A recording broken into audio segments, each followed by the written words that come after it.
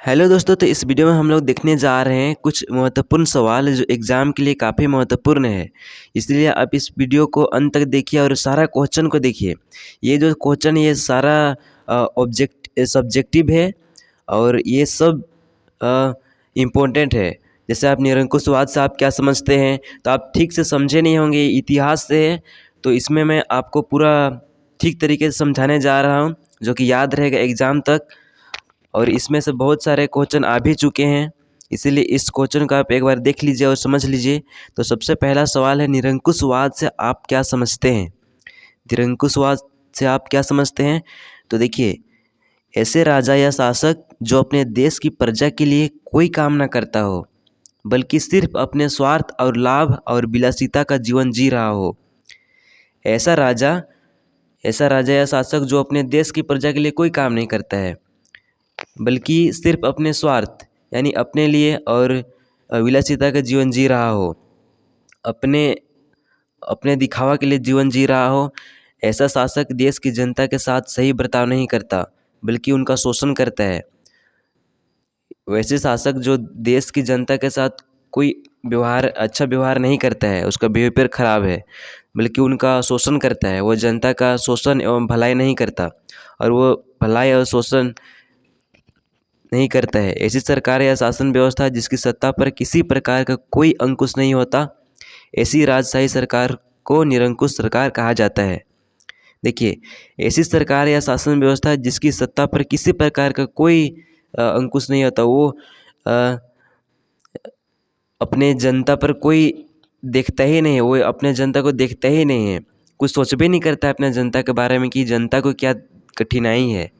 ऐसी सरकार को निरंकुश सरकार कहेंगे। तो उम्मीद है आप लोग समझ गए होंगे, और ये क्वेश्चन बहुत इंपॉर्टेंट है, इसीलिए आप इस क्वेश्चन को अच्छे से याद कर लीजिए या समझ लीजिए अच्छे से। ये साफ साफ लिखा हुआ है और अच्छे तरह से लिखा हुआ है, इसलिए आप इस क्वेश्चन को समझ लीजिए अच्छे तरीके से। अब दूसरा नंबर सवाल है, वर्षा जल संग्रह क्या है? यानी वर्षा वर्षा जब वर्षा होती है, ठीक है, वर्षा जब होती है तो वो तो इधर उधर बहते चल जाती है, तो उसी को रोकने के लिए, वर्षा को बचाने के लिए ये संग्रह क्या है? वर्षा जल संग्रह भूमिगत जल की क्षमता को बढ़ाने की तकनीक है। इसमें वर्षा के जल को रोकने और इकट्ठा करने के लिए विशेष ढांचे जैसे कुआं, गड्ढे, बांध का निर्माण किया जाता है। इसके द्वारा न केवल जल का संग्रहण होता है, अपितु जल को भूमिगत होने के लिए अनुकूल परिस्थितियां पैदा हो जाती है। देखिए, वर्षा जल संग्रहण भूमिगत जल की क्षमता को बढ़ाने की तकनीक है। देखिए, जब वर्षा होती है, ठीक है, भूमिगत यानी भूमि के अंदर जो जल है, वो जल तो कम होते जा रहा है ना, तो उसको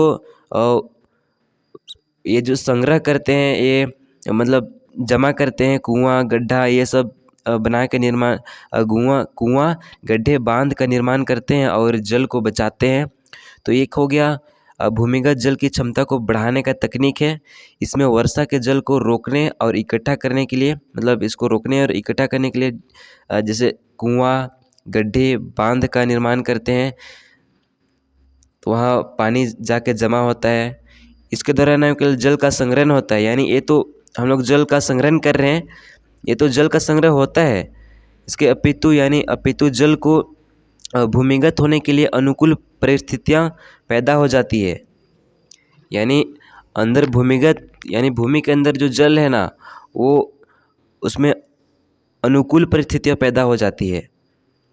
तो आपको उम्मीद है ये क्वेश्चन आपको अच्छे समझ में आ गया होगा और आप इसको अच्छे से देख लीजिएगा। अब देखिए तीसरा सवाल जो कहता है, जातिवाद क्या है? जातिवाद क्या है?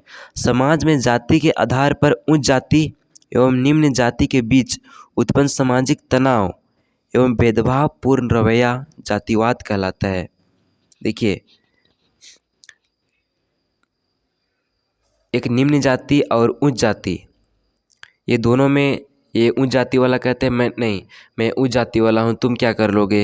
ये निम्न जाति को छोटा दिखाते हैं, उच्च जाति बड़ा हो, मतलब वो सबसे बड़ा है, ऐसे उनका कहना है। यानी वो लड़ते रहते हैं, भेदभाव यानी तनाव, उन दोनों में भेदभाव होते रहता है, तो उसी को कहेंगे हम लोग जातिवाद।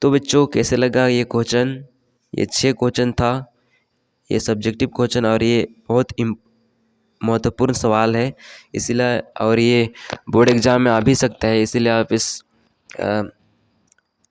वीडियो का आप अंत तक देखिए, अंत तक देख लिए होंगे। और इस चैनल में जो नए आए होंगे वो इस चैनल को सब्सक्राइब कर लेंगे और अपने दोस्तों के पास भी शेयर कर देना है, ताकि आपके दोस्त सभी ये सब क्वेश्चन जाने